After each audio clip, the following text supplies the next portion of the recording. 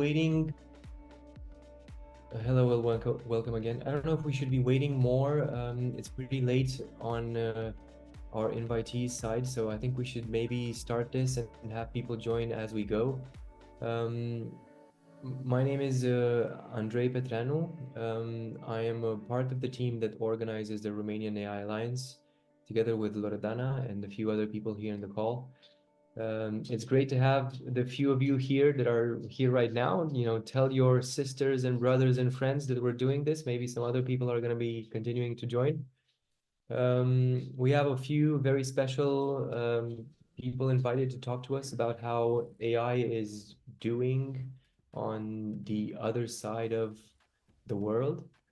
And I think it's going to be very interesting to hear all the insights and all the good stuff that they're going to be telling us.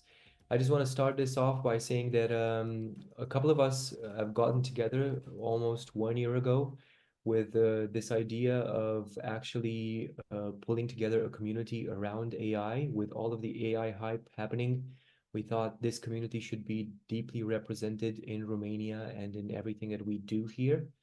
And this is not just about technical people, it's about business people, it's about managers, it's about sales and product people, but also, highly skilled engineers that do AI here in the country. We've had a lot of people working on this from startups. We've had a Minister of Innovation and Digitalization invited. We've had people from companies and legal invited to explain to us what all the European, AI Act is all about. And now we're having some people, as I said, from the other side of the world, from Singapore, invited to talk to us about how AI is shaping up there. I think it's a great opportunity to hear this and also potentially to network and to expand our horizons into how we're doing business here in Romania with other partners from outside of Romania. So that being said, I think Loredana has a couple of more words to say on the Accelerator, and then we're going to pass the word around to Andrei Popescu, which is going to be the host, the wonderful host that we have for this evening. So Loredana. Thank you, Andrei. So hi, everyone. I'm Loredana. It's a pleasure to meet you all again and to meet new faces also. The Accelerator is a startup accelerator based in Bucharest and Cluj. We have 2 locations, but we address also the CE ecosystem, trying to help startup founders, not only from Romania, but also from the region. We are very happy to support this event, and I hope you will have a great evening. We will record the conversation, so don't worry. We will also have some social media posts about it. Share with your friends. The entry is free, as you saw. You can send them the link. And thank you, Andrei, and all the other guests for attending this evening and for offering us your time. I know that time is expensive, and it's a pleasure to have you all here.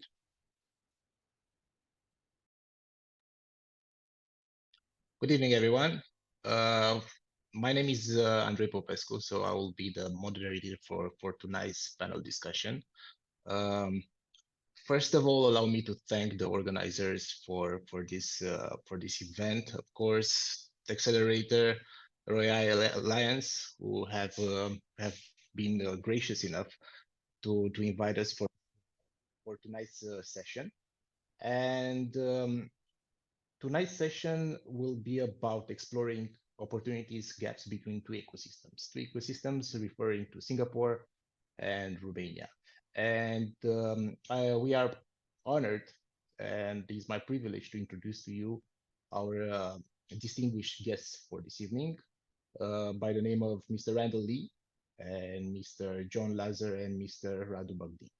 I'm quite sure the organizers have already distributed all the informations and briefs with regards to all of the panelists this evening. But in case you didn't have a chance, allow me to just say a few words about each of them. Mr. Randall Lee is a visionary entrepreneur and an angel investor from Singapore. And tonight he's representing his bespoke software development company, which is called Syion, as you can see on his background. We have also Mr. John Lazar here, who is a senior software developer with skills in quantitative finance. He's been involved in banking for quite a number of years. And he's also the course facilitator for AI strategies and techniques with the Stanford Center for and Professional Development. And last but not least, of course, we have Radu Magdin, a man with many hats. He's an advisor, he's a consultant, he's a trainer, a think tanker. I like to call him a rainmaker. He wears many hats, as I told you, but I think for this evening, he chose the one of the new appointed vice president of ROCHAM, which is the Romanian Chamber of Commerce in Singapore. So thank you very much, gentlemen, for taking the time and joining us this evening. Of course, as I'm quite sure you have read the titles of today's session, is just about exploring AI opportunities, gaps between Singapore and Romania. And I'm quite sure I wanted to ask, first of all, our audience, if they had somehow did any interactions with any AI solutions or services. But from Andy, we've just learned that actually our audience is quite knowledgeable. So we can actually deep dive straightforward into our discussion this evening. The structure will be quite simple. We will talk different topics for maybe 50-55 minutes. And then we will have a Q&A session for, let's see, 20-30 minutes. So gentlemen, please turn on your microphone and let's deep dive. Let's go down the rabbit hole. So first of all, I have a question for all of you guys. I want to keep it as dynamic as possible. So please, whenever you feel that you have an opinion to share, just go for it, as we want our audience to have all the best information and insights. Now, looking ahead, what emerging technologies or industry trends do you foresee having like the biggest impact on the scalability and future growth potential for AI and also for tech startups? That's a question for everyone.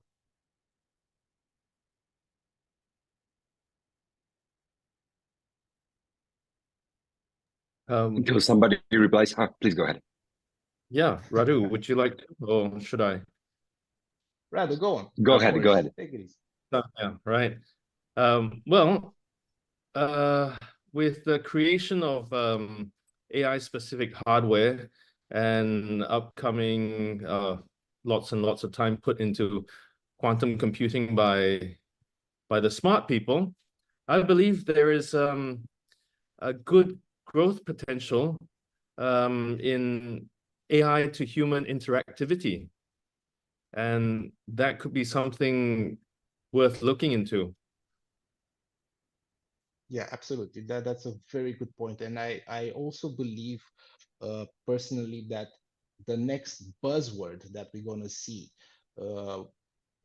besides this hype that's just is happening surrounding generative AIs, will be quantum computing. So I believe very soon we will see and we will hear more often about interactions within quantum computing. Not sure from the AI perspective, but definitely we're going to see much more into this vertical. Radu? I think we have like a winner soundbite, and I hope the future interlocutors will bring something new, separate from the first two speakers, because I was going to say quantum computing, but for my own reasons, namely that I do a lot of politics and a lot of geopolitics, and we live in a world of great power competition. Some people say it, some people don't. We live also in in Cold War II. So whether we like it or not, being more competitive, it's an issue. So we see trends globally which stimulate quantum computing for competitiveness, interstates, intermultinationals, intercompanies, and so on. Thank you. Brilliant. John? I would say that there is the generative AI that everybody is looking at from the perspective of language modeling, generating text. It's not so known in the industry, the fact that it can generate images, videos, complete sequences of videos based on different prompts. It can generate sound, full melodies given soundtracks which are existent. And also one aspect which I'm involved at the moment is the fact that the language models are actually capable of understanding patterns in finance. You would think that language models are going to look at tokens only from text. Well, that's not the case, exactly how it generates sound. So there are a number of things where there are possible advancements. And I'm hoping to see more. Unfortunately, in some domains, like in finance, the developments aren't exactly public. Fair enough. I agree with everything that you just said, and I've recently been to a conference on generative AI for financial services, which was organized by a major financial entity. And I was talking there with a lot of bankers and a lot of gentlemen which were involved in financial services and fintech companies. And especially the bankers, I will tell you their reaction and why most of them that were there, they were actually afraid. They were afraid of losing their jobs. So it was very interesting. Some people from the technical side were there to like get new information and to see how things are advancing towards the financial services. But these guys were just scared. They didn't know what's happening and how, for example, AI can maybe improve their jobs, but more or less replace their jobs. Now, John, may I continue with you? Because I have a question prepared for you. So what are the primary technical challenges that organizations face when trying to adopt AI, machine learning technologies and solutions? So how do these challenges differ between Singapore and Romania? Let's try already to go down the rabbit hole between these two entities and ecosystems. Okay, when adopting AI models, there is first of all collection and cleaning of data. And there are situations in which there are biases within the data and outliers which need to be identified before the models are trained. Then there is the choice of the exact model that will be able to operate with that data. And in simple cases, it's something like your data might be your wiki, and then you pass it through a simple language model, RAG tool, and you got a chatbot, and your model is amazingly rapid to deploy and so on. But if your data is more complicated and it's not text, then it's a matter of hiring the right developers to identify how that data could be done, trying a pattern of models, which is AutoML in most of the cases, and to observing what results come on the other side. Trying models, in many cases, come with a budget constraint. Training new models is relatively expensive. So either you buy a lot of hardware in-house, either you identify ways to use hardware in the cloud with resources like Vast AI for prototyping, which allow for cheap GPUs, or you actually need to go down the big cloud providers in which you pay something like $20 per hour, and you train your model into a week or two, and so you rack up the costs and so on. But many things can be done on a small footprint while in prototyping. Then there is the problem of explainability of results. A lot of deep learning models lack the capability of explaining, but they have very high prediction. So you're wondering what is actually doing? Where are we going? Now, back to Romania and Singapore. There is a question of what is the pool of resources and technicians available in Romania? What is the pool of resources in Singapore? From Romania, we had the large exodus of people that are no longer in Romania, and those who are in Romania are currently finding ways to work for contracts directly for clients outside of Romania. Hiring people in Bucharest, from what I heard in the last 5 years, have been issues in which companies had to prepare a lot of benefits and a lot of advantages in order to retain people, because the guy that you hire today for 10% might be let gone in 3 months' time. and your retainability of people and knowledge and so on can be difficult. On the other hand, in Singapore, things are a bit more established from what I hear, and the talent of people exists, can be tapped into, and should be in theory simple. Currently, I'm in Romania, but this is what I hear of Singapore. No, thank you very much. A very thorough answer, and I agree with you. Now, coming back to the first part of your answer, you were talking about data, and is data and is the standard of gold right now in terms of AI implementation? Does data still remains as the gold standard? If you don't have data, you cannot train.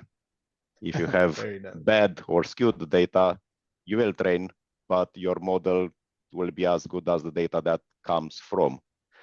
So it's a good question, what can you do with data? Normally, you identify the domain in which you want to train, and possibly there are base data sets on which base data sets and even already pre-trained models that deal with 80% overlap of what you need. The matter is what you do from there on, because there are situations in which you might identify a new data set which would be specific, useful to your domain, but it might be unlabeled. And another very interesting situation on AI, I found it in finance, I found it everywhere, is the human in the loop. If you try to develop a solution in which you take the data, you train a model, you deploy the model, and then you think that, yeah, that model is doing good. Wrong. You need somebody to check the model, to check results. You need to get the feedback of the users and so on. It can happen in finance, for example. It's a matter of, okay, this model has predictive high characteristics, but you cannot really convert it into a trading strategy. Then probably you could take the output of the model and pass it through a human for the human to look at the model, look at the market, and design a trading strategy. For AI, for ChatGPT, they added recently the capability of generating code. And that capability of generating code actually came with a lot of job specs on the market of developers that need to look at the response given by an AI, look at the flaws in the problem, and produce a much better solution. And then the AI will learn from the person. But there are situations in which there is negative feedback from the clients, and then the human in the loop needs to get involved. So a lot of things. Brilliant, brilliant. Thank you for the thorough answers, and I actually agree with you. Randall, coming back to you. We've heard already, John. Yeah, but I echo the sentiments of John with my statement of the AI to human interactivity. Now that seriously would be the future big industry to be, because we know how AI is, you know, rubbish in, rubbish out. You can build fantastic things, but you just all need a human eye just to take a look and say, hey, that's right, that is way off. True that. But then I also have a question for you. Yeah. You are already using a lot of tech stacks in all your ventures and all your projects so far. But what are the best practices for integrating AI or even a machine learning solution with existing legacy systems? Well, modernizing legacy systems would be the way to go, and then moving them to possible cloud technologies that would constitute to best practice. But back to that data, you need cleansing fractured data on legacy systems would be very, very important. Yep, actually, I totally agree with you, because one of the biggest problems that we have right now in the world is that we have data. We already have a lot of data. We are generating more data, but actually this data is not structured. And because it's not structured, that's a huge problem. And the structuring itself actually involves already a lot of costs. And clearly, these are basically opportunities for new, I don't know, coming startups or ideas on how to make the data more feasible for AI and machine learning solutions. Radu, I see you're very eager to say something. I have a question for you. I know you coming from the policy making, and you have been advising a lot of people and on geopolitics, and you are like very connected with what's happening more or less everywhere in the world. But can you tell us what role can governments and even policymakers, what role can they play in fostering a supportive ecosystem for AI and even tech startups, for them to grow, and also try to identify for both Singapore and Romania? First of all, let me start from you raising the ball on bankers and being afraid. And I think on technology, beyond the wow moment, which citizens, this time politicians, or leaders, as citizens, they get that wow moment. Then it's as a political stakeholder, I think you're thinking immediately regulation, right? And then the tango begins, in between the industry, and the stakeholders in what's the best way, and I think the soundbite is to regulate without stifling innovation, right? So this has been, I think, also a talk in between, let's say, big allies, like particularly in between the US and the EU, because the EU has been the regulatory power at a global scale, right? That is just think of something very simple that we all know across the world, namely GDPR, right?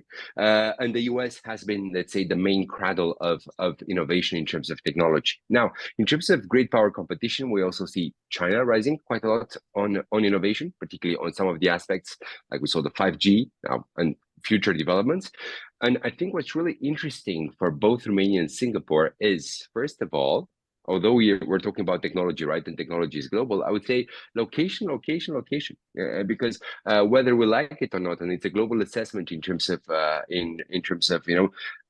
move of economic might, we are moving eastwards, which is valid also, I would say, in terms of enthusiasm and growth for the European Union. Growth is actually in Eastern Europe, and I'm very happy to be a Romanian, because we are the champions of growth, and let's say the tiger of growth in the past 15 years, not only in Eastern Europe, but also in Europe as a whole in percentage points. And then again, on the other side, you have Singapore, who is capitalizing each year more, I would say, from this global, arena of and this VUCA world.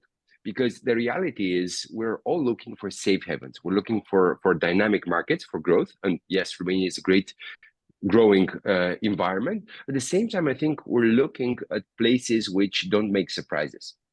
And I think in the best of senses, Singapore doesn't make surprises, or they surprise you for the better with wow moments, right? So from this perspective, this is why I've been doing quite a lot of trips to Singapore, and it's such an honor, to be part of the team of Rocham in between Romania and Singapore to promote further trade and investment in the months and years ahead, because I think the two countries are very complementary. What the two countries have in common, speaking of stakeholders, I think stakeholder curiosity and stakeholder openness. And here, to our Romanian audience, let me plead on behalf of our political class: they're much better than they seem.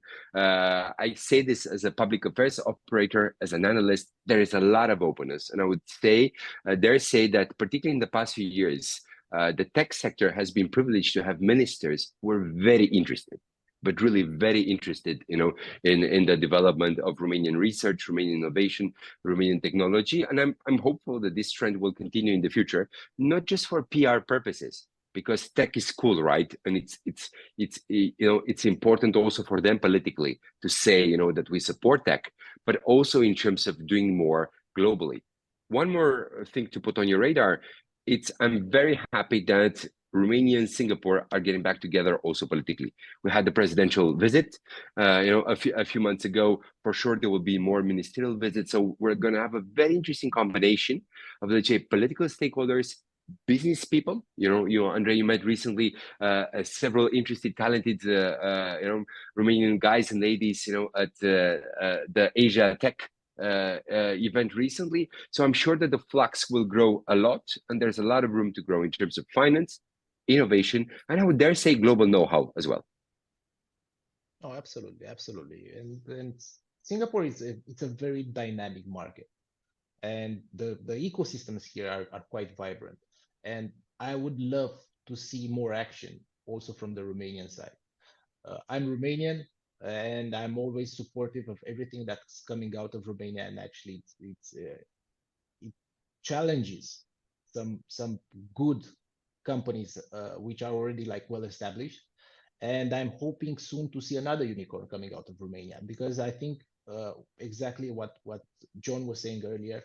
I think we have a great pool of people that that can strive for performance in all sectors, not only in the tech or the AI sectors or vertical. But now coming back to Randall, a simple question for you, Randall. We were talking about the supportive ecosystems, right, for both Romania and Singapore. Now, a simple question, maybe just to provide like how easy and how supportive is all the technologies surrounding the Singapore ecosystems. How easy is to incorporate a company in Singapore? Maybe you can share some insights from this side of the world. Yeah, it's pretty simple to set up a company. It takes 15 minutes with an internet connection and filling in some paperwork, and that's pretty much it. 15 minutes, anytime, 24 hours a day, 7 days a week. You can set up a company here in Singapore. Excellent. Yeah, but it is because of the policy that is stable, the stability of government policy here, because we don't have a big change in different parties. We have consistency, and policy can be built, planned 30 years ahead, and it still would be executed here. So it's something that is different from a lot of different parts of the world. Yeah. Yeah, totally agree with that. And now I will raise another question for Radu, because of course there are cultural differences, right? And these cultural differences and or divergences usually pose hurdles, like for companies which actually want to expand abroad, right? So what cross-cultural factors should any, I don't know, tech startup or like AI startup be mindful when exploring Singapore and Romania? And maybe Randall, you can actually complement this question from the Singapore side. So first of all, to be very short, there's a book that I love, which is called Culture Map. And this book, Culture Map, essentially looks around the world and maps societies from one end to another in terms of how direct or indirect. I wouldn't necessarily say necessarily sophisticated, but indirect in terms of language, culture, and so on. And Romania is somewhere in the middle, which is a great cultural advantage, because educated Romanians who want to conquer the world, they can become, let's say, both very direct and move towards the American end of the line, or they can be more indirect, you know, and like sometimes in our culture we can also be indirect and move more closer to the East Asian component. So I would say from this perspective, there is a lot of compatibility, global compatibility, and I would dare communicate to Romanians: be confident in yourselves, you know, because you're very culturally compatible across the world. What you will find in Singapore, and this is great, you're going to find very nice, respectful, open people. And I think what's really important for these people, and we should always remember this, is reciprocity and follow-up. At least this is my immediate perception. You know, after each visit, I try to do follow-ups, and it always helped, you know, because follow-ups are always, I would say, the expression of mutual respect and seriousness. So not only, let's say, formal respect and the great chemistry over meetings, and I think normally in Romania, no matter the investor who comes or partner, we're always very warm, and the meetings are very, very warm and cool. I think it's really, really important that ourselves we advance further in this culture of follow-up, because we risk, and in a way I'm being ironic in the best of senses, we risk to be taken very seriously in Singapore. And this is great, because the Singaporeans are interested in us. They're interested, and by the way, this is my daughter is sneak peeking. I kind of try to prevent her, you know, from entering our arena, but she can't help it. You know, so essentially, we are being taken seriously, It's an important city of the world. So let us match this seriousness with being concrete, being to the point, at the same time, trying to learn more also from the Singapore's ecosystem. Why? Because it works. Absolutely. Totally agree.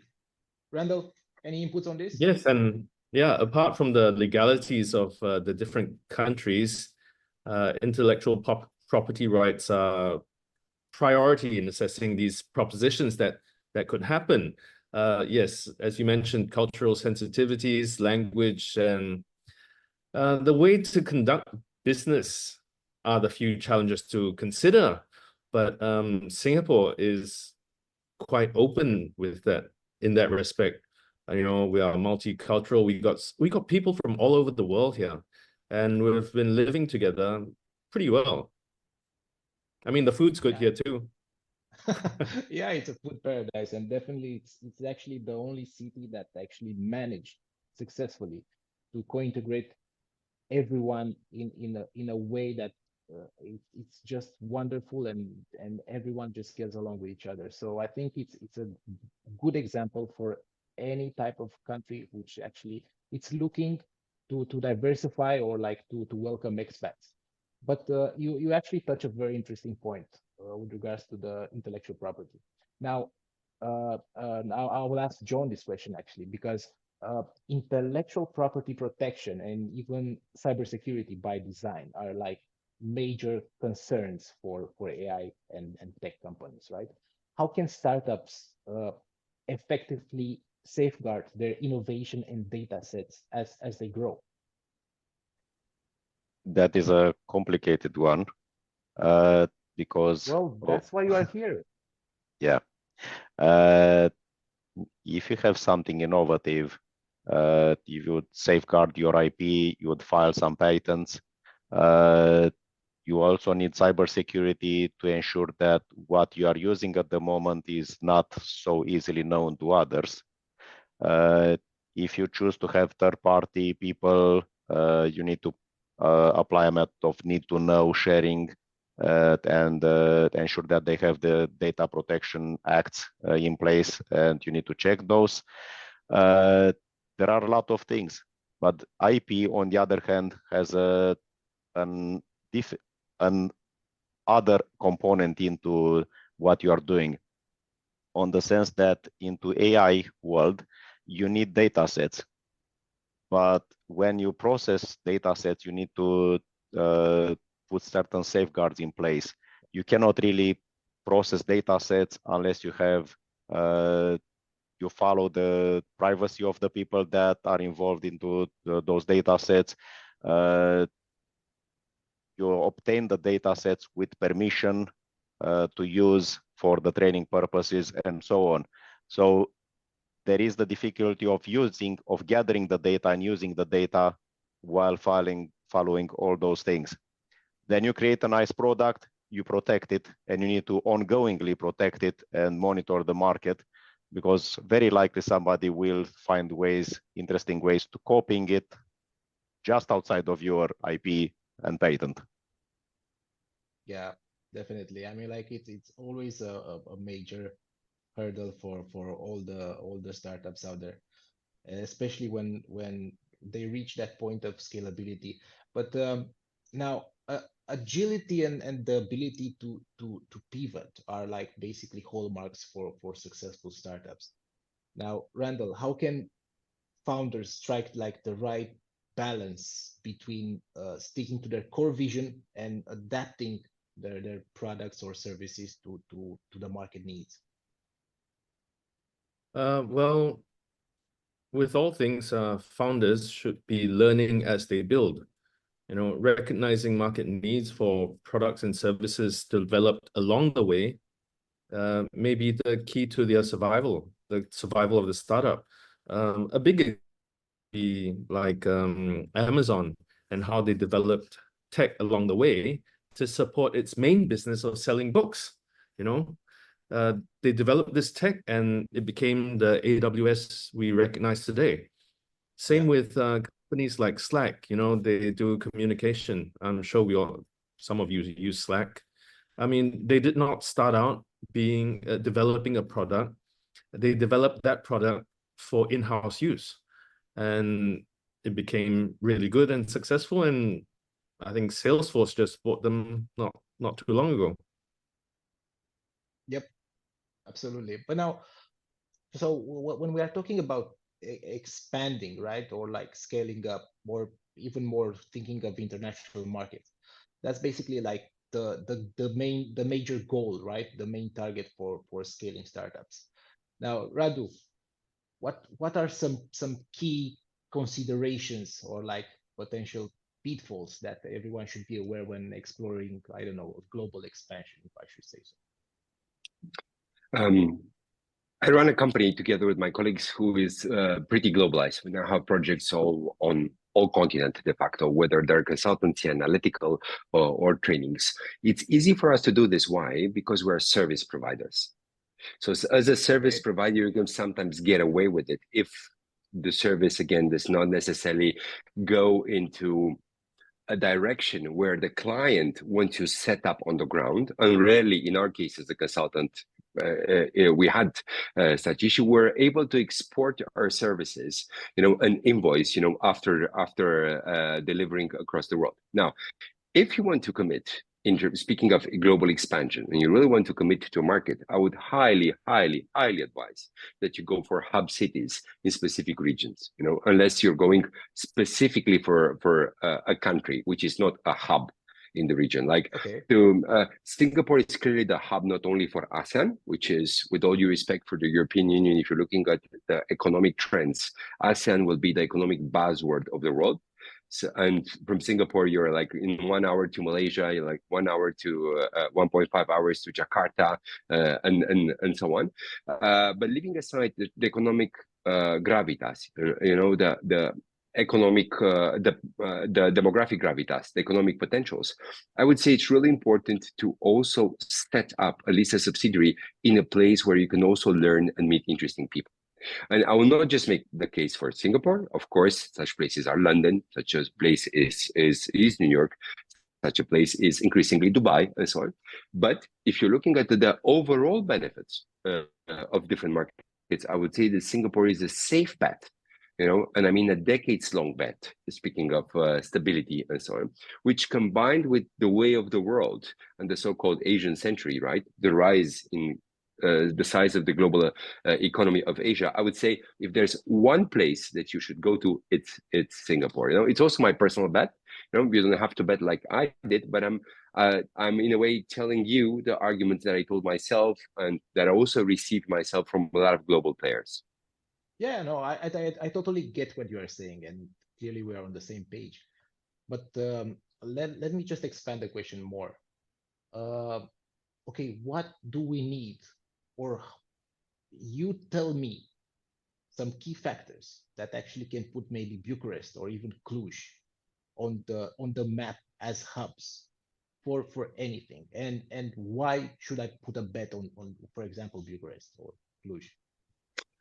I'll give you a great example, which I received with the occasion of a forum that I moderated in between. I'm a big fan of Brazil. So I moderated a forum, the first business forum in between Brazil and Romania, which was a very successful event. And I always love learning from people which reframe your prejudice.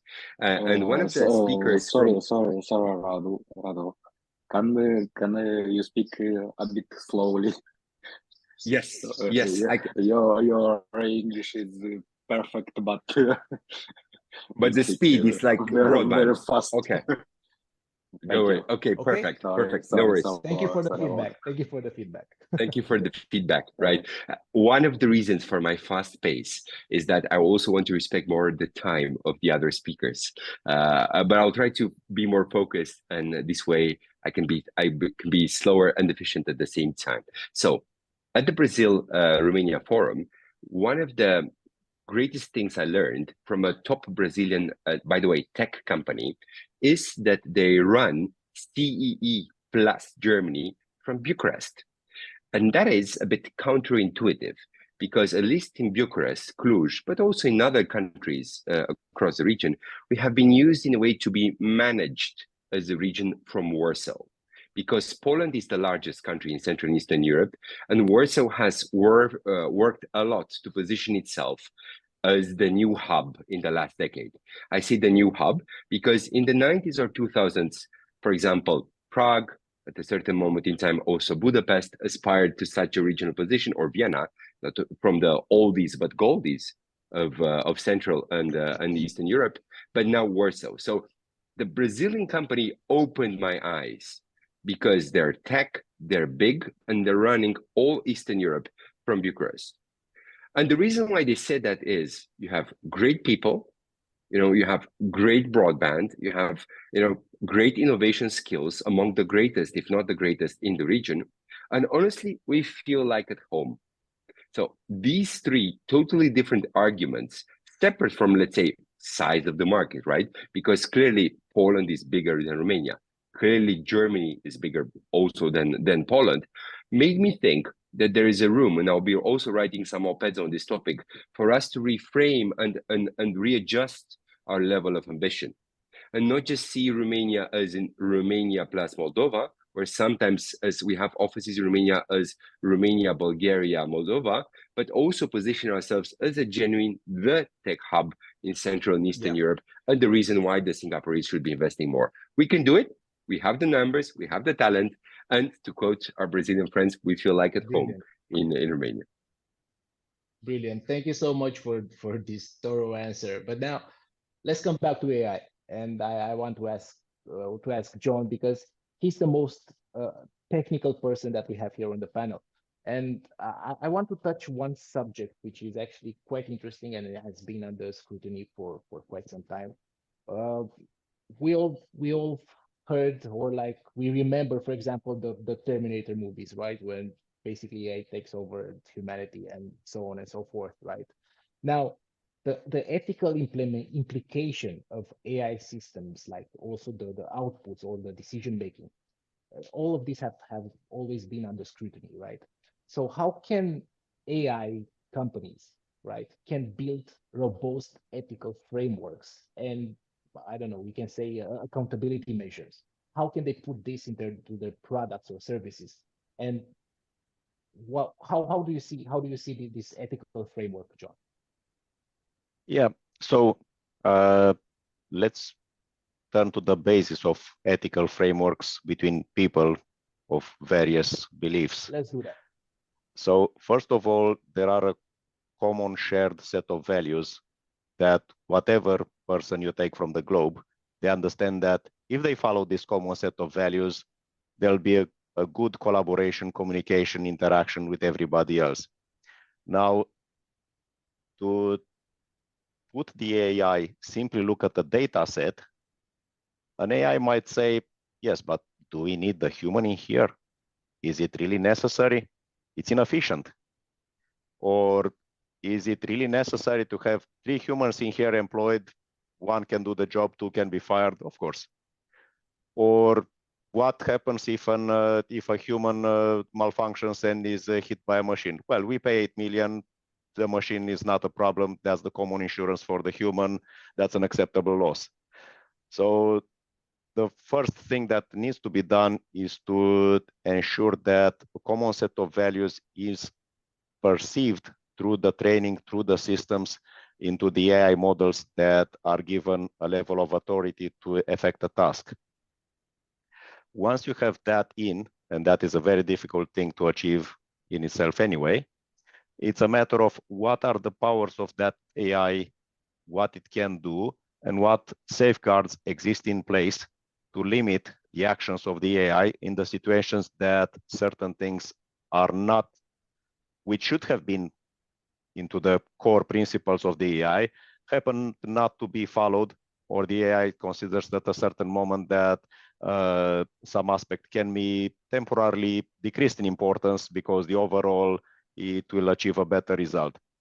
Yet, like in the elevators, you need safeguards in place to stop the elevator to do certain actions when they are not good. On top of that, you have a collaboration of the company developing AI models with regulators, continuous feedback, following policies, and so on, in interactions with other groups on the market, which can provide insights into these things. Also, back to the idea of the human in the loop. The AI needs to be monitored by the people that see its feedback, by the people that control it, and continuous this feedback needs to be integrated into its development.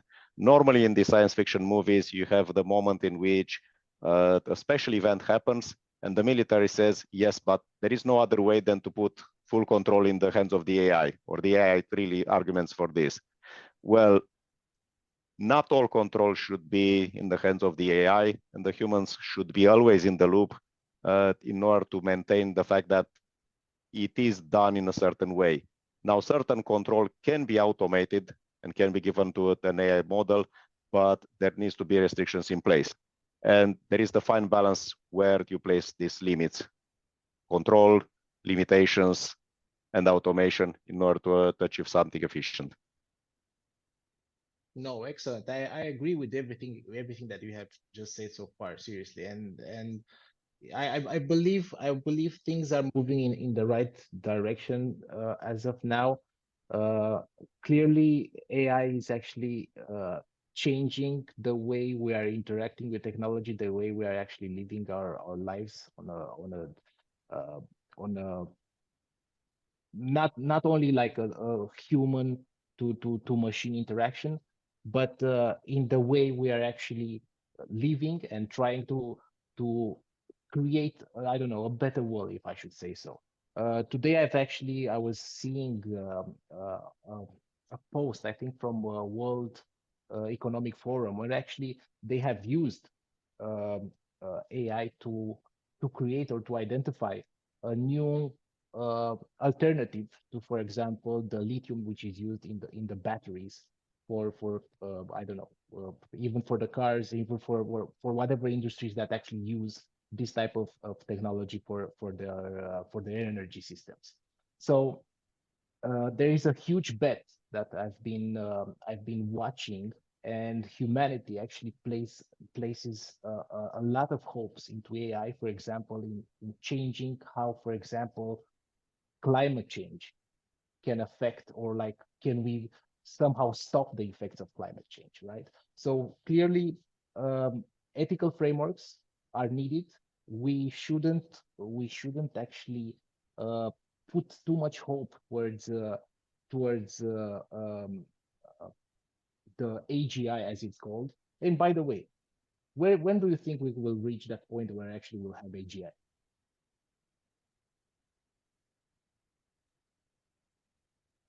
By AGI, you mean super intelligent AIs that, well, the speed of evolvement of AI, it's impressive. In the last 10 years, we went from very little in the AI world to a language model that you can converse with on various problems and can provide feedback for you, product design, and so on. Yet, if you look at a language model, and it is literally a statistical model that has memorized large quantities of information and of data, and is producing results according to past analysis of statistical data and knowledge. Yeah. You are not far off describing the brain, yet we are not there. So you interact with a machine that is capable of reasoning or replicating knowledge based on vast past knowledge, in some cases capable of processing higher quantities of knowledge than a human can. Well, it costs a lot, and it has hit the planet a lot to train such models, but it's impressive what it has achieved. Now, taking the next generation of AI, probably in another 10 years, we might reach a moment where we are starting to think, right, have we invented a synthetical entity that will demand, that has rights and should interact with humans? Have we invented the bots from Star Wars that actually would like to have rights and can do a lot of things similar to what humans do? we are probably heading in that direction. Yeah, I agree. But now you've touched one point with regards to costing, right? So costs are getting higher and higher for running startups, for running anything that actually involves any R&D, be it AI, be it any other type of technologies. So Randall, how important is access to funding and venture capital for any AI or tech startups? Because clearly they need funding to achieve growth. And basically, it's like what advice can you give to startups for securing investments? I believe with that funding, it needs to accompany good business advice or some sort of collaborative nature. Like an angel investment, he comes in, he can mentor, he can provide advice. He gives you access to his network of, that greatly helps. Just money alone doesn't cut it. That's what I believe in. No, absolutely. I totally agree with that. It's not all about the money. And I believe very much in angel investment because exactly like you said, angel investment doesn't stop at the level of just providing the capital that a startup needs. It goes far beyond the support, the advisory, and even the connections that an angel investor can provide to that startup. So in some sorts and like forms, this can be even more valuable than the capital itself. That's correct. Now, so the collaboration and that value add, that's very, very important. Agreed, absolutely. Radu, how can startups best identify strategic partnership and opportunities with companies from other markets? Now, you should think of this question from the perspective of factors. So what factors should they consider for an optimal partnership fit? And now, like, maybe you can actually think of the connection between Singapore and Romania. So separate from general advice, which I'm sure, a lot of top entrepreneurs, when I say top entrepreneurs, I don't mean size, I mean enthusiasm, energy, innovation elements. I'm sure not only that they receive for free, sometimes without wanting, because we're a culture who gives a lot of free advice, unsolicited advice, but leaving joking aside and like Captain Obvious kind of issues, like knowing your own identity and complementarity, an element of innovation. And of course, mapping part of elements of the ecosystem on key markets. I would say really regain trust again in bridges, such as chambers of commerce, such as professional associations. And I'm very happy for this joint event, with our colleagues who are dealing AI in Romania. And they're organizing a platform of trust because we need such platforms of cooperation. And I think that one of the things where I've seen people excel in Singapore, based off my already 6 visits to the city in 1 year and a half, the culture of trust. And what breeds trust is a sense of honest, direct collaboration. It's a learning process. We all learn from each other. And I would dare say it matches perfectly this new trend in Romanian society where Romanians are starting to partner. And we should also be looking more and more at as employers organizations, trade platforms, chambers of commerce, investments kind of circles, clubs, formal or informal. So of course, I'm being a pro bono advocate by suggesting people to also check us out in Rocham as one of the platforms. But separate from that, look more and more at the ecosystem in Singapore. And this is one of my pitches in the following days and weeks, after the elections in Romania, also to some of the Romanian top political and administrative stakeholders. Namely, let us get inspired from what can be borrowed and adapted from other markets, which works, because it matches our interest to develop. And I think that by, let's say, G2G developments in the future in between Romania and Singapore, because we've already seen this opening up, after the presidential visit last year, and B2B elements, out of these two, we can really create the platforms for Romanians towards Singapore/ASEAN/Asia, and 4 Singaporean for the towards Romania, Eastern Europe, and the EU. Because we act as mutual gateways, and we should be mindful of that ourselves at the chamber level after some victories in the months to come in between Romania and Singapore, because we're really keen to deliver and have bilateral satisfaction. I would say we can also expand in the future in the region, both regions. Yep, I totally agree with you that establishing trust is actually a key for cross-border business, and it needs to work in a trustworthy environment. Now, what strategies would you advise startups to build the credibility with their new partners and investors abroad, Randall? I'm sorry? What strategies would you advise startups like to build the credibility, to build the trust for the cross-border businesses, right? What strategies would you advise for them to yeah. So I would say, you know, we need to establish somewhat of a firm ground on our local soil before venturing out.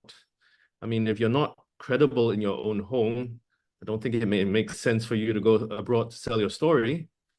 But that said, you know, following on to what Radu has said, both the Singapore and Romanian government have publicly shown very strong commitment to research and development into AI. And with that, you know, startups can leverage on government grants and seek opportunities with assistance of organizations such as like ROCAM, you know, and Singapore government also has, they lead a strategic organization and associations like SG Tech to encourage or assist to develop local tech companies. And we've also got Enterprise Singapore. Enterprise Singapore is another government entity where they focus on representing Singapore on foreign soil to foster business opportunities abroad and grow exposure, alike for overseas talent. You know, they would run programs where you know they expose talents to the environment in Singapore and on its livability, you know, security and infrastructure to support these foreign talents and their families. Yep, so absolutely. there's a lot of push for that. Yeah, absolutely. Because and now I will actually ask John now to intervene on this, because for talents, especially talent abroad, for example, in Singapore, right? So, for example, the factors like the cost of living, the availability of venture capital, and for example, the presence of incubators or even accelerators. What role and what are the factors that these stakeholders play in shaping the contrasting startup climates? Be it, I don't know, let's take Romania, for example. Yeah. So taking a software company, it's a matter of what accelerators, what advisors, what venture capitals, which if investing in the company would provide advisors, what is the cost of living for talent in a certain place. Taking Romania, I would say that the cost of living has started to rise. There is, apart from cost of living, there is a standard of life and the stability of the environment in Romania. I don't perceive it as stable, and I lived in UK and in US. I felt most comfortable in UK, and based on what Randall is saying and you are saying, Singapore would be very, very stable and probably similar to UK, giving you a sense of stability as a person and not having to deal with the unexpected. Let's not put COVID in history because that has dealt some unexpected events everywhere. But apart from that, in Romania, I feel that there is a level of instability. Venture capital, I don't believe it is at the level of what Asia or let's say US California area are in Romania. So here there is a problem of in this direction. Also, there is the aspect of what innovation level you can apply in Romania and what innovation level you can apply in Singapore. Now, looking at the market in Romania, and I hope that the one perception that I get is wrong, there are many cases in which large companies do their R&D at home, and then they outsource or require only relatively plain IT services from Romania. I hope that some software companies in Romania are able to bypass this and innovate themselves, or find ways to have venture capital partners from Romania or from outside and still do better things here. Now, on the Singapore side, I believe that you would have a higher cost of living than in Romania. Not sure about this. Probably you will have sure. I'm telling you. Yeah, but you gain a lot on the stability aspect. Perceived stability for a person in there. Probably the innovation level is higher because there is more interest and more VCs available. And I believe that the tech hubs probably are about the same as in Romania. Thank you very much, John. It seems that we already passed the 1 hour that we were allocating for our discussion. I still have lots of questions that I want to address you guys, but I will just look now at one of the questions that Loredana was asking, and I will just leave it as an open question for all of you. So what should Romanian startups improve to be competitive in other markets? Radu, maybe you have a point on this one. Randall, you have a thought on this one also, John?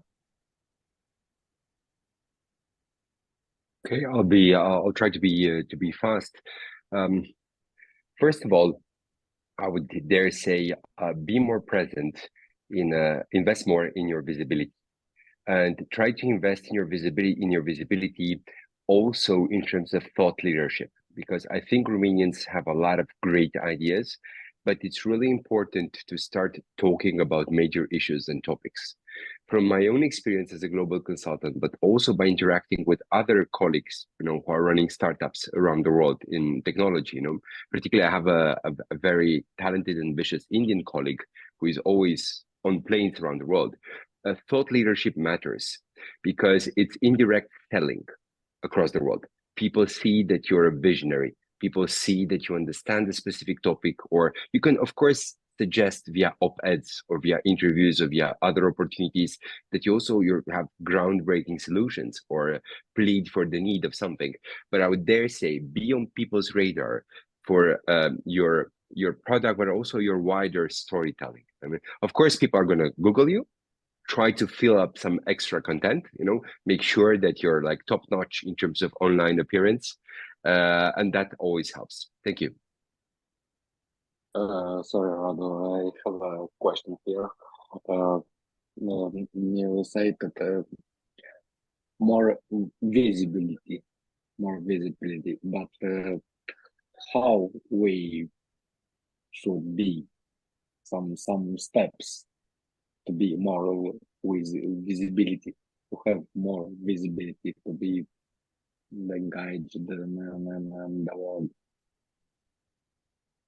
What we should do to be more visibility, to have to be more visibility for large people. Yep. No worries. I think. Sorry for my English. No worries, Vadim. No worries, Vadim. I fully get you. Either develop some resources in-house, some talented PR people who can help you translate your ideas into the open market of ideas in the local media, preferably also English-speaking part of the. We're also in Romania. We're starting to develop some media who also have English content, and I would say that is more affordable version. But the most credible version is if you try to connect with media in global tech and media hubs.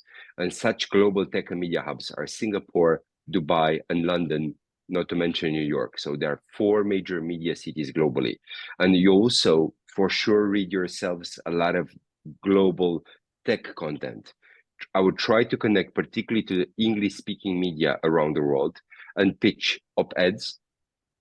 Either it can be done by you or one of your consultants from outside, or you can groom internal talent within the team and try to, via your internal in-house team, to pitch outside. Sometimes in part of the grants or partnerships of capitalization for the startups, there is also a marketing component which you can use. I know that one of my friends told me that they had a deal with one of the large banks globally, which supported them to have also a budget linked to extra visibility in global media.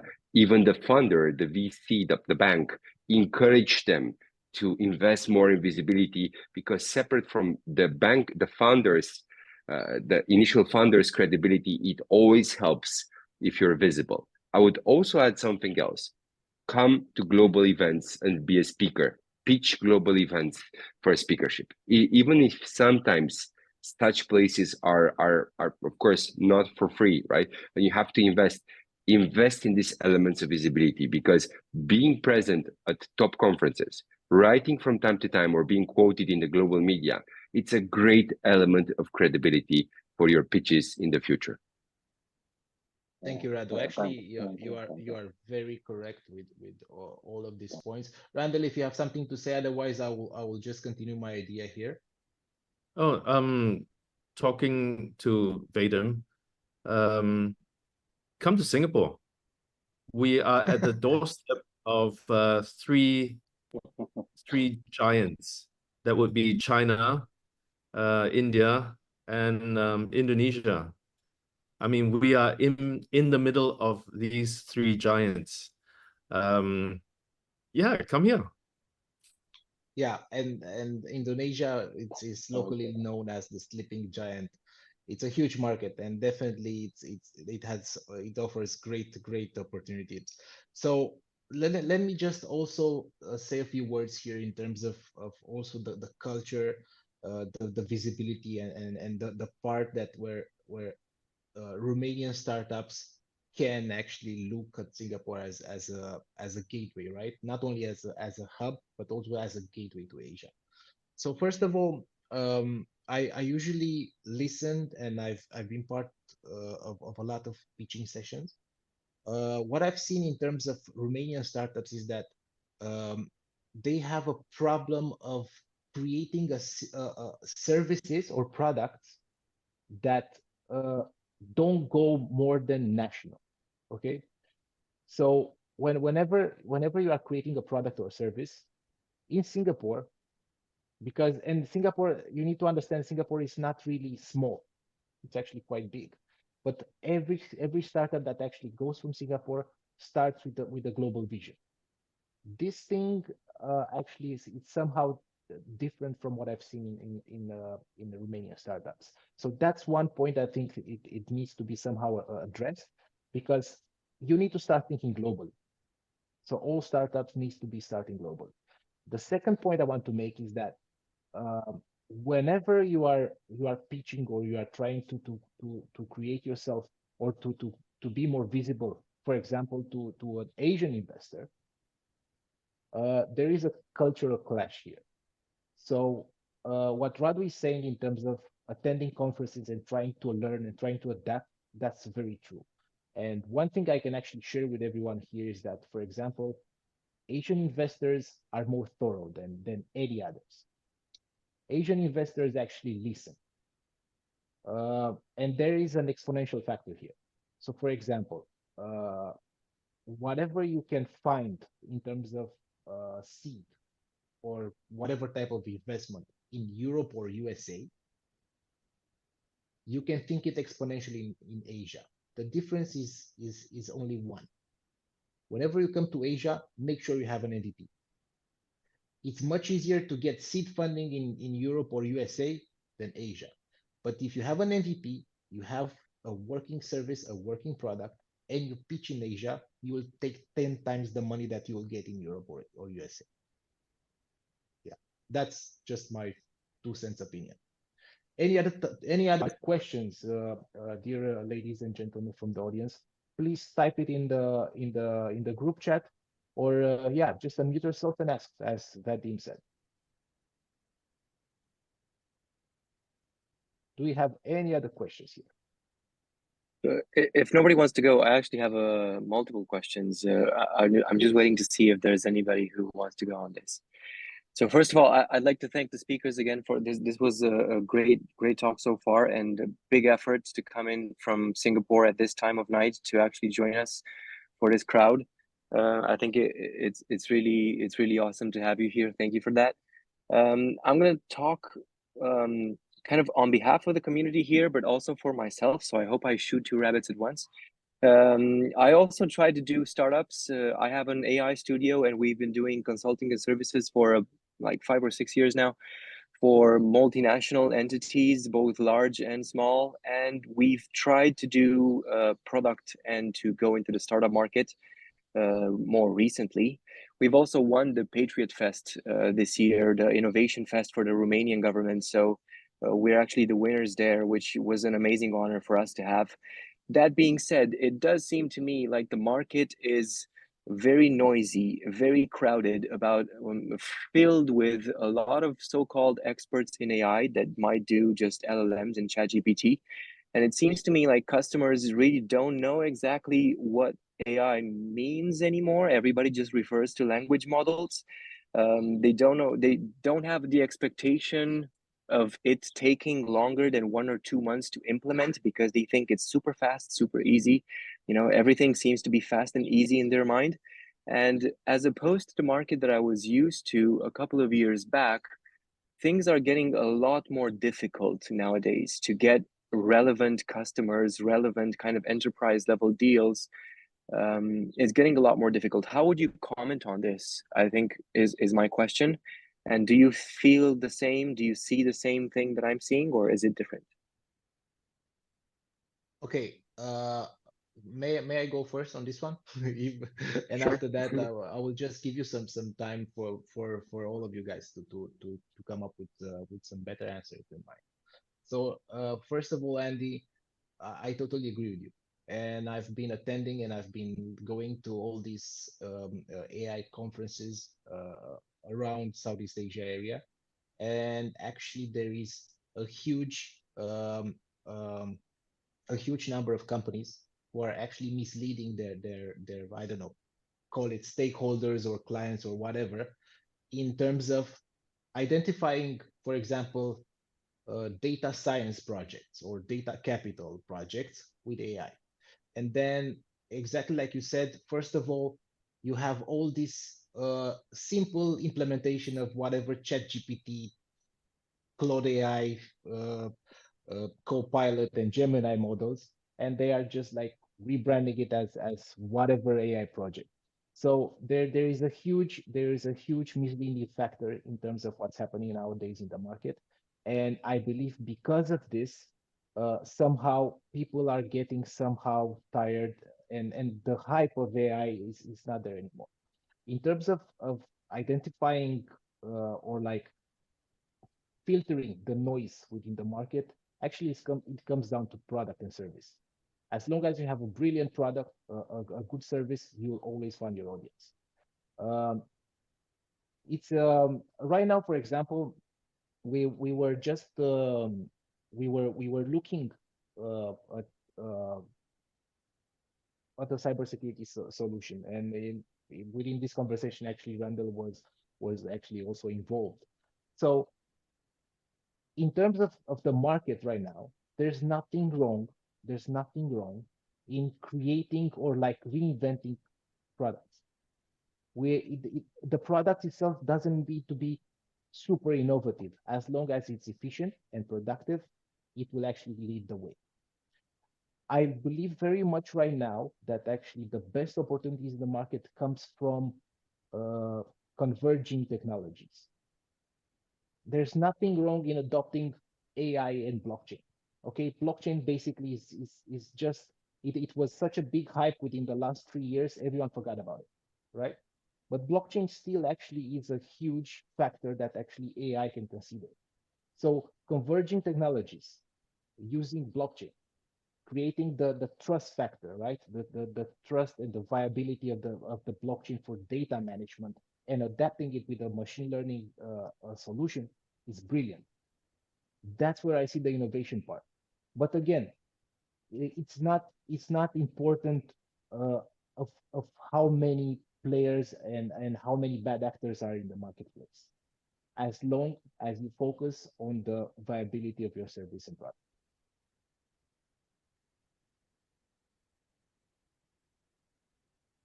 Thank you. If I may, I do have a question, if it's possible. Please.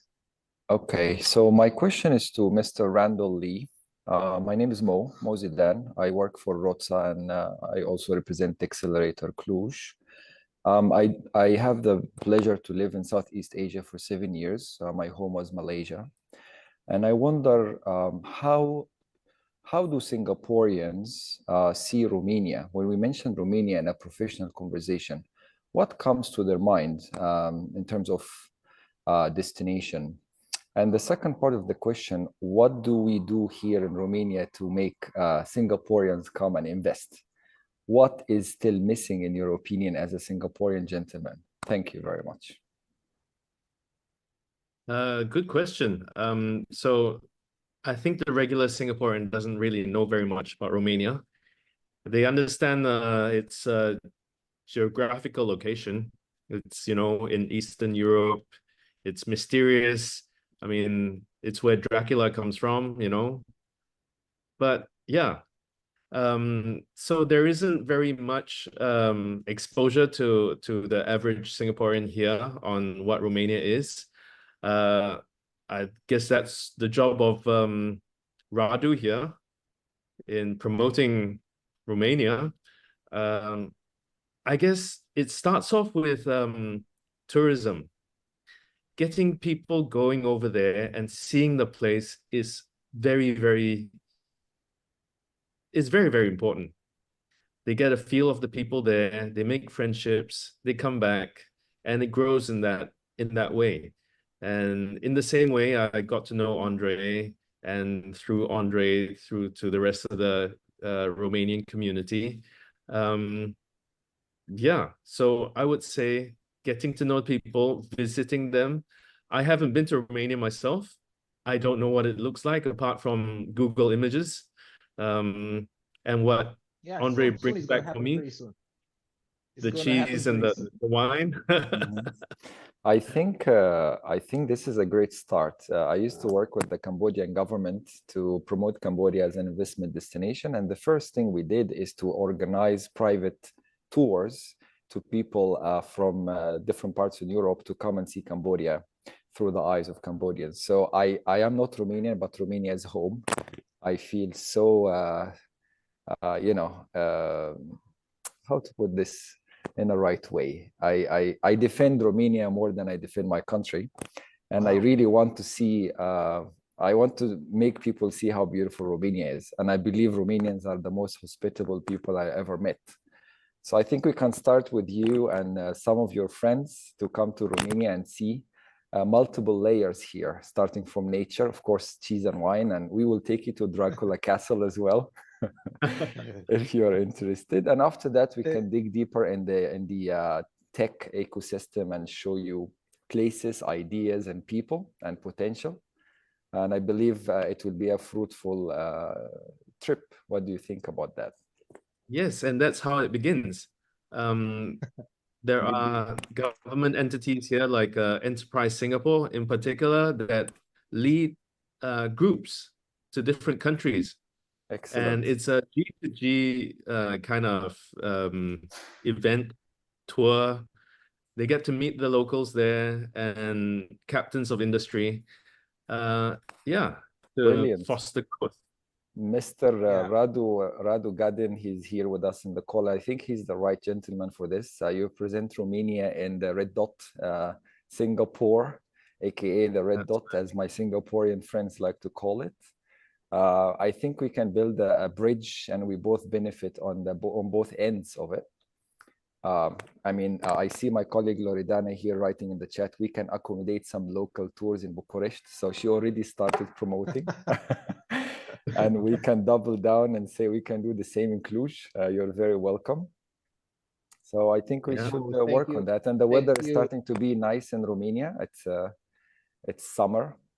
It's starting to be summer. So Mo, thank you for the kind words. Seriously, thank you for the kind words. I do mean everything I said, Andrei. I don't have to say any of that, but I do love Romania very much, and I feel very good being with Romanian people. And I don't want to stop giving. And I see a very, very high potential here. By the way, I lived in Asia for 7 years between Malaysia, Cambodia, and Vietnam. I visited the whole ASEAN. But you're originally from where? I'm an Egyptian. I'm from Egypt, but it's very hard for me to say that because I can't relate very much to Egypt now. It runs in my veins, yes, but I am a little bit of everything now. I left 17 years ago. Fair enough. Fair enough. Yeah. So again, much appreciate your kind words with regards to Romania itself. And let me just assure you that Radu is working hard on actually establishing good relationships between Romania and Singapore. And we're going to have economic missions from Singapore to Romania and vice versa. And don't worry, I will make sure that Randall comes to Romania by end of this year. Fantastic. Okay, we got this on video, by the way. We are recording. Oh yeah, that's why I'm not going. You can't take this back. So I've got a few other businesses, right? I have a I have a company that sells EV motorcycles, 2-wheelers and 3-wheelers. I sell to the postal service here. I invested in a company, in a factory in Jakarta that produces 2-wheelers, electric motorcycles, to be sold in Singapore, in the region. So yeah, a couple of businesses, apart from the software development, apart from the AI projects that we're working with. Andrei. Yes. So yeah, maybe bring over Romania. Maybe before the time is up and before we actually say goodbye, because I feel like this is kind of a goodbye vibe, but it's not, you know, it's trying to keep the flow of information going. I have a couple of questions, maybe more related to how, you know, before we joined this meeting, we were talking about how easy it would be to do some sort of B2B services, or, you know, even SaaS products, selling SaaS products in that part of the world. I'm really curious to know exactly how hard that would be. Of course, considering that the company here would have all possible certifications for security and all that, what would the process actually look like? Yeah, I can also jump in here, and maybe Randall can actually do a complimentary answer after that. The way I saw that the Singapore market works, and it's a very interesting, and I find it fascinating mode of doing business. Actually, it goes through the associations.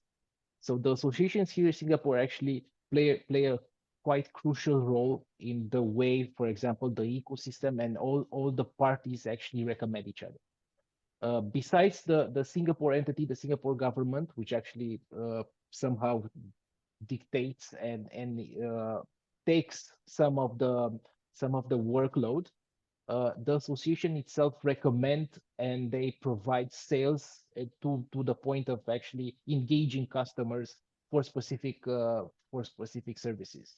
So I would find the best way to approach this market, it's actually to, first of all, get involved with these associations, find where are the missing gaps, and also the opportunities that the market offers,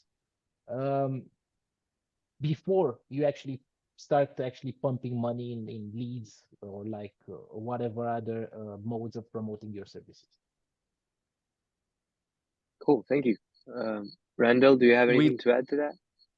yeah, we live in a global environment where like communication is more efficient than ever before in the history of, yeah, in history. And to have a product in Romania and deliver its services here in Singapore is not difficult.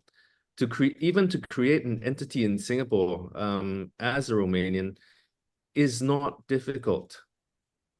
It is, however, costly to maintain a company in Singapore.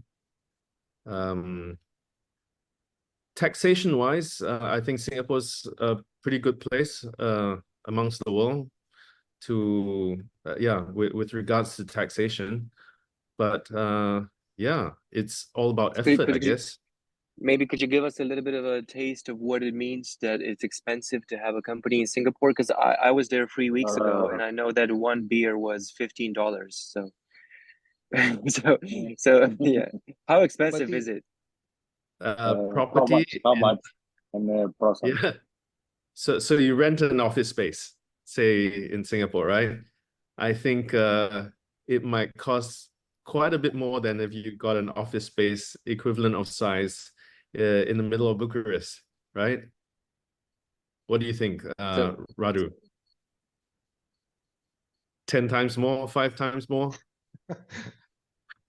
Thanks to a lot of investors coming in, I think it's in between 5 and 10 times more. But I think it's not just about that in terms, because some costs can be minimized from my perspective, right?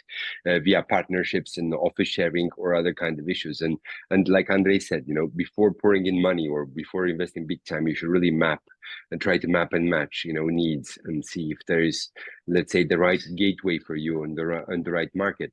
I would say Singapore is not expensive; it's priceless, in the sense of you're getting a lot of intel, a lot of interesting people in town, a huge network, you know, of which connects you to the world.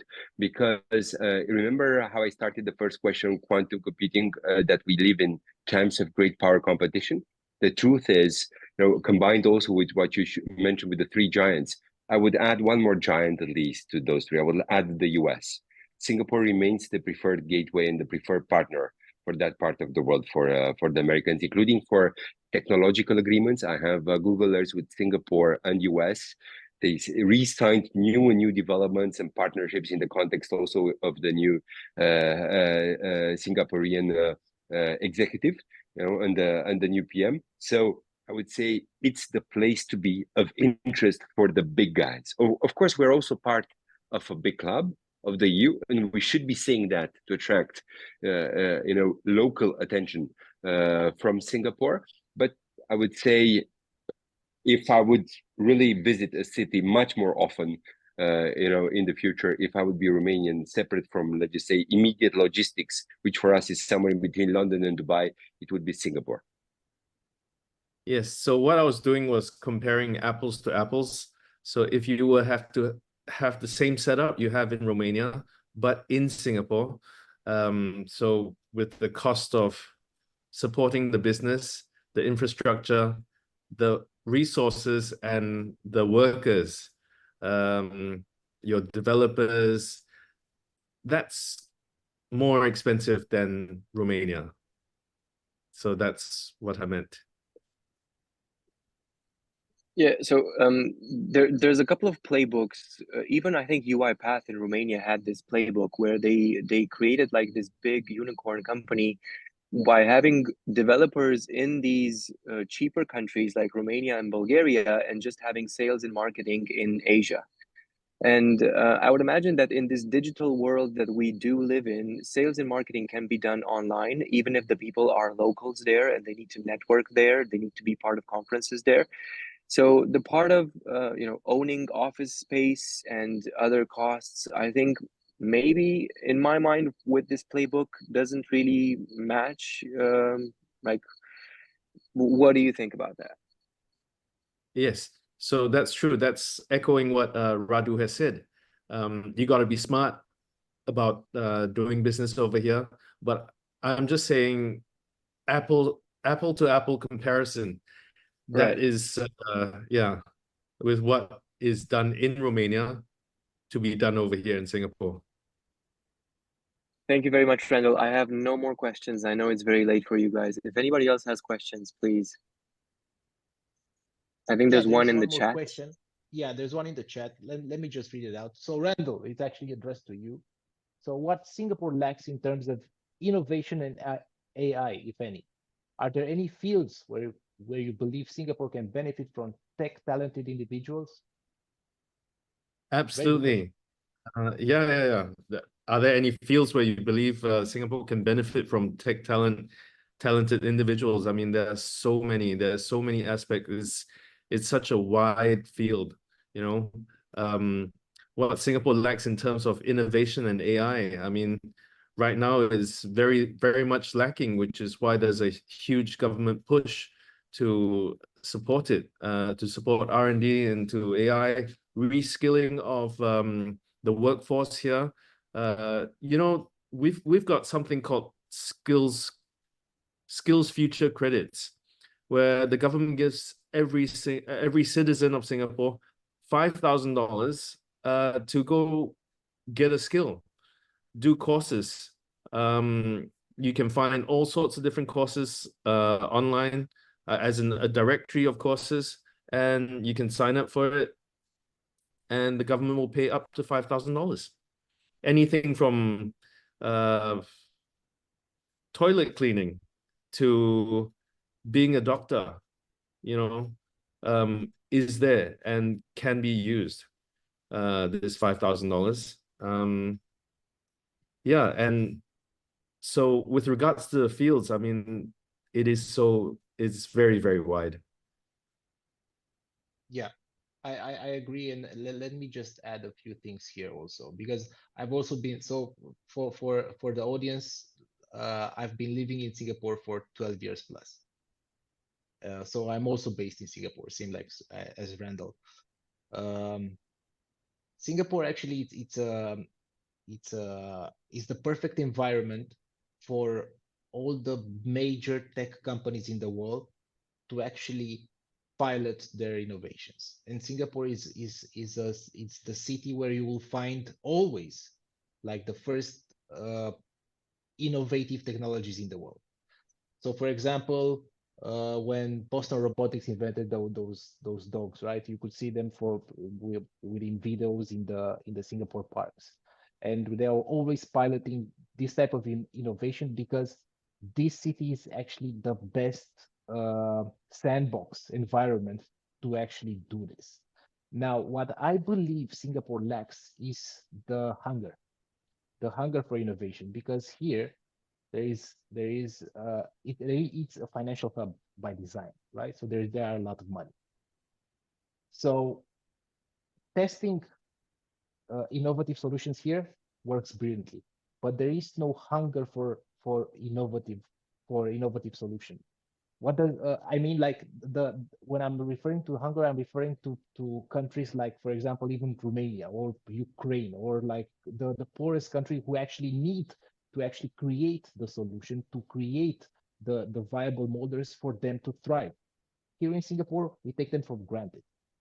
So the technological advantage in Singapore is so high that we are just like, you won't find that hunger to innovate in Singapore as for example, let's say Cambodia, because Mo was referring to a country like that, right? So I can give you a perfect example of, for example, financial digital assets, cryptocurrencies, right? Why do you think they were so hard? The adoption was actually close to zero in the northern countries, because there was no need for cryptocurrencies or like any type of financial digital assets there. The banking industry just worked flawless. And that's like a simple example for you to understand why I believe the hunger from innovators doesn't exist in Singapore. But again, it's just an opinion, and you should take it as such. Yeah, we have such a very rigid regulatory framework here in Singapore, and that may be efficient, but it at the same time is stifling. You know, with a more open environment, it could lead to more potential to navigate and explore. So that's the difference we have, I suppose, what you can do in Romania with innovation. Singapore itself, I guess it's tough to get sandboxes working because of this regulatory framework that I was talking about. They make sure that the robotic dogs that come through, you know how many certification it has to go through. They check its battery, its charging, it makes sure that, you know, it's not going to blow up on you. I mean, the government is really afraid of, well, safety is the paramount thing here. Protective. It's protective. Absolutely. Thank you, Randall. Any other questions, gentlemen? And ladies and gentlemen, I see a lot of ladies here, but the ladies have been very quiet this evening.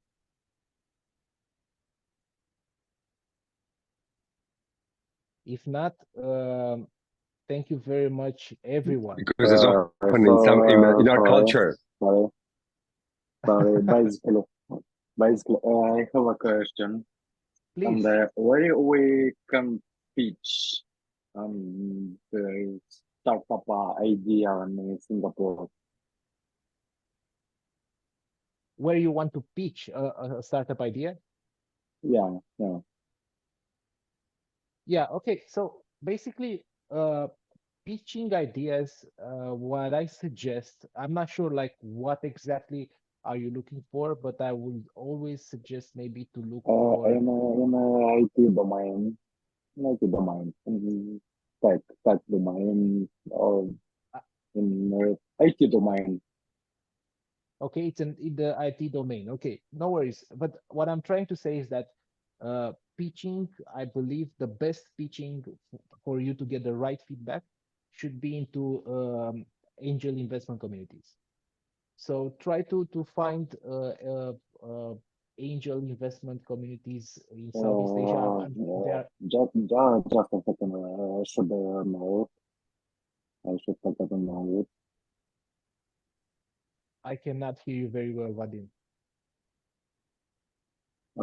It's rain, very hard drive. It's hard weather. Okay. And I think that is but no weather is very bad, and my internet is a bit bad.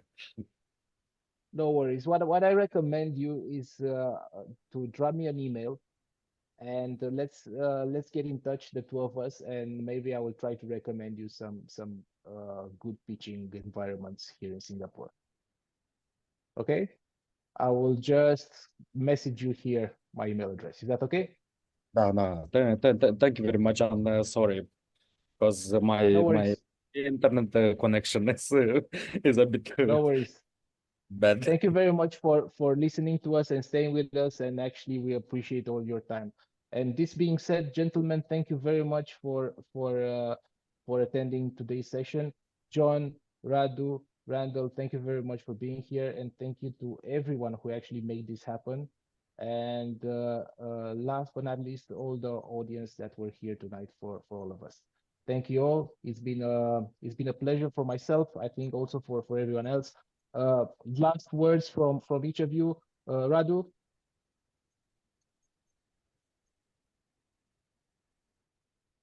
Thank you so much, and count on us as a bridge in between the two countries. Randall?